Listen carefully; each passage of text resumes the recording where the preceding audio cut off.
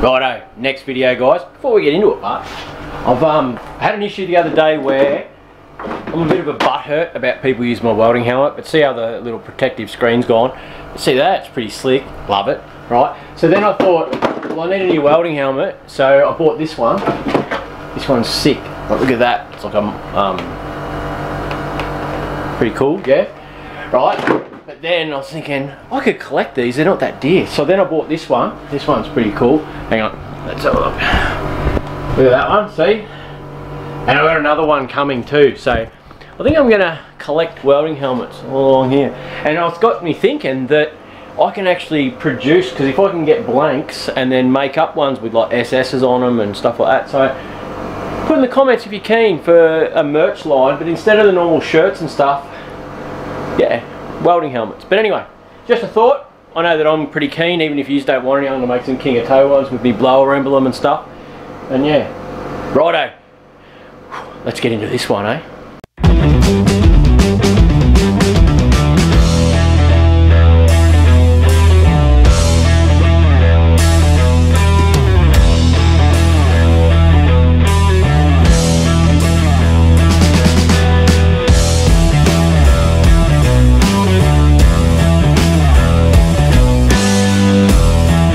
Up here the other day to pick up I'll put a picture up here, it's a EJ panel van. While I was there, there's a HGTK ute, I'm not sure which model it is, but an early Holden ute, and a LC Torana. The LC Torana is a 4-cylinder one. For you guys that don't know, Toranas did come out with 4 cylinders, like proper LJ and LC ones. They've got a different front end on them, but the rear end is the same tail lights, same doors, dash, interior, stuff like that, but just the front end. You can put a 6-cylinder front on them, but I'm not sure if I can find a front these days. But anyway, we'll have a look, we'll get them loaded. They are both rusty. They're not quite as rough as the XY that we done, but Leith is very, very keen on this ute. So he sort of said, I might give you the Jag back and I'll have the ute. But anyway, we'll work that out down the track. The other thing, heading up here, gets me thinking about living in Australia and being an Australian and what it means. Now, living in the city, Melbourne, Sydney, Brisbane, any of those big cities, realistically, it's no different to any other big city in the world. You could be living in Hong Kong, you could be living in New York, you could be living anywhere. You're living on top of someone. Whereas I do believe we live in the best country in the world. And when you look out the windscreen out here, right? So show them the like wide open spaces, farmland. This is the real Australia. Sorry about the bugs on the windscreen. You know, like it's it's an awesome country. In lockdown at the moment, you guys can't move, can't do anything. I haven't worn a mask yet. I haven't been in lockdown. I've worked the whole way through. Things haven't stopped out where we are, which has been very fortunate. And yes, we moved out here about 15 years ago to Kingatow. It has been great for us. Don't buy into the myth that country schools are better than city schools, because it's not. There isn't that country community that they go on about. That stuff died a long time ago. You are semi-segregated, but you do find really nice, genuine people, which you'll find in the city as well. But I don't know, have a look. The property prices are cheap. For 250 grand, you buy an awesome house out in these areas, and you even find stuff on 5 or 6 acres for that sort of money. You know, when I left the Gold Coast, there was a guy, Jay Shaw, who ran Shaw Signs on the Gold Coast. He was at the top of his game as a printer, sign writer, and he said to me back then, he said, it's good that, because he had family apparently that lived in Gayndah, I'm pretty sure he said it was Gayndah, and he said, it's good you're moving out there, because areas like that need people like you. I didn't understand what he meant back then. I just went, oh yeah, alright. But what he meant was people with a bit of go about them, people that are going to run a business, people that are going to bring services to these country towns.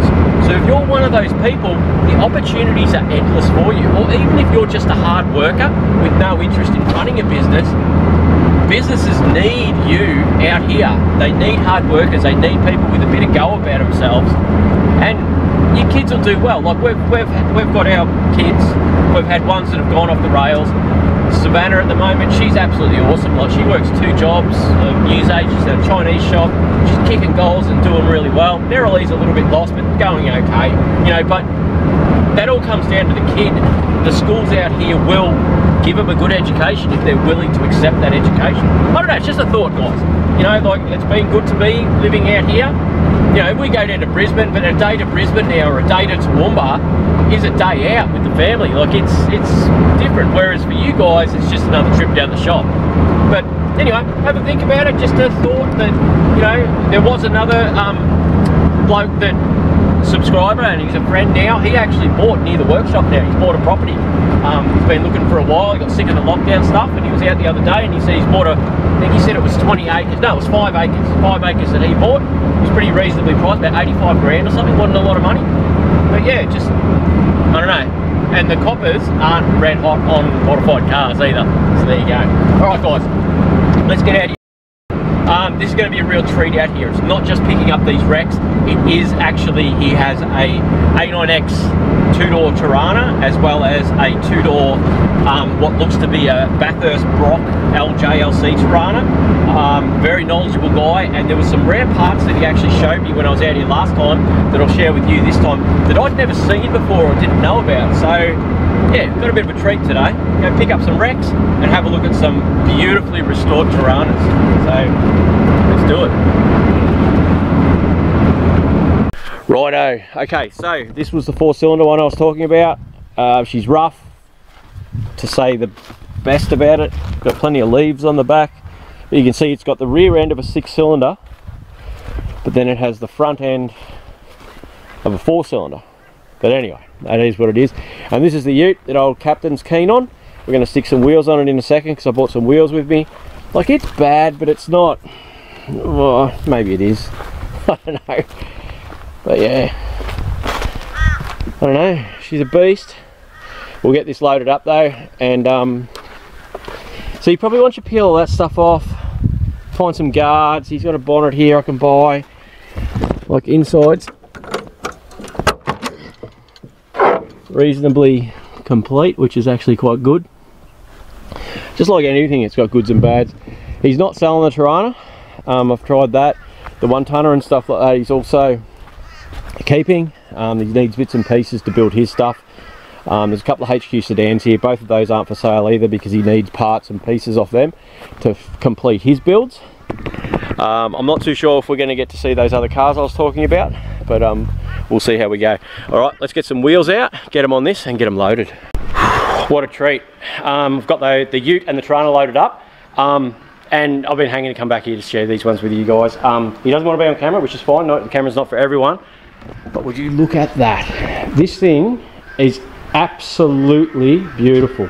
He hasn't fired it up yet, but the detail that he has put into this thing is absolutely phenomenal. Like, look at just on the brake lines alone, you know what I mean? Every single nut and bolt, the master, where the rubbers line up, down to like little things like the bonnet clips are just perfect.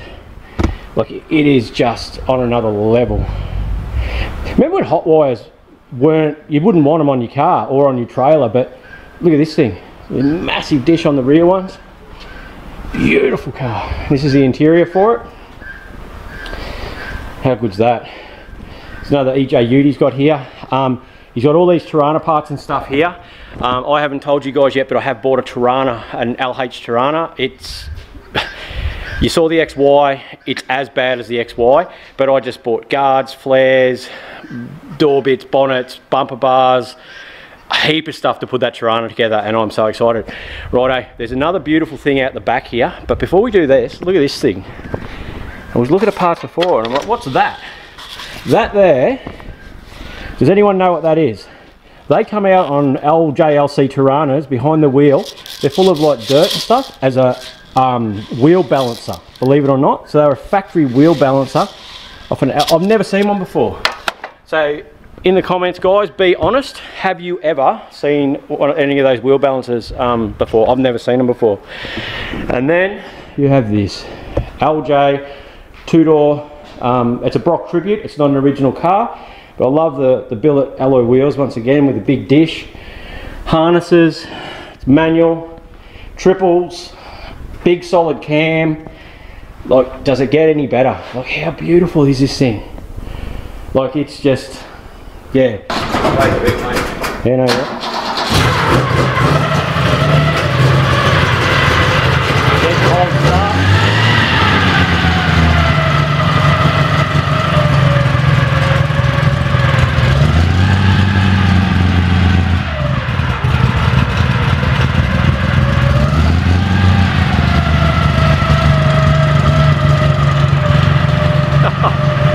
Best day at work ever. How good's that thing? Awesome.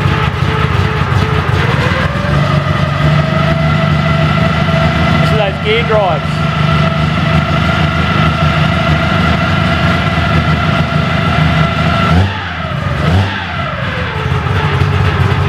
Awesome. Apparently there is a Brock tribute next year at Bathurst, and anyone that has a Brock car or a tribute car, they're going to go down and do a big Brock day. So that's something for all of us to look forward to. Look at that. Isn't it beautiful? Like, it is absolutely spot on. So nice. So nice. Righto. Righto. Well, I hope you guys enjoyed that. We'll have one more look at this one in here. Big drop tank. So good. He's got a lot of, he's not planning on doing any more cars. He's got a lot of parts and engines and stuff I've bought off him, and panels and stuff to complete a lot of those 1-tonners I've got. So I'm still piecing things together, as you guys know. But yeah, best day at work ever. What a beautiful thing. Righto. Well, I'm going to get in this truck and head back and unload. And yeah.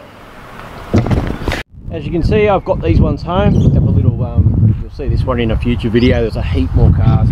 This green Ute's back too from the other video, but we've got the Torana back and the Ute. So my plan is, I'm a bit slow because I've still got this big leg brace on, guys. Yeah. All right. So my plan is with this one and this one and that one, and there's a heap more early stuff. There's another couple of these videos coming, guys, with these wreck removal stuff, or not wreck removal, but classic finding videos, where I'm going to set them all up along down there on stands. And next Saturday, Nerily and there's a new young bloke starting. She's going to train him and they're going to go through the cars. I think his name's Evan, so that'll be good. Yeah, so this one and this one, I'm not sure. This one Leith definitely wants to do something with. The Torana, I'm not too sure at this stage what we're going to do with that one. But the next video, the paddock find, barn find, wreck find, whatever you want to call them, is a Torana one as well. So yeah, so anyway, they're back, guys. I hope you're enjoying these ones, finding these wrecks and getting them loaded up and stuff. There's a lot more coming, that's for sure. All right. And while my leg's not working, you guys get videos. I'll edit when I can, honestly. Yeah, so I hope you're enjoying it, guys. But yeah, what do you reckon of the welding helmets? I'm pretty keen. Love me welding helmets and stuff. And there's one more thing I'll show you. Two more things I'll show you. So the Jag got some window tint this week, so you can see the windows got tinted on the Jag.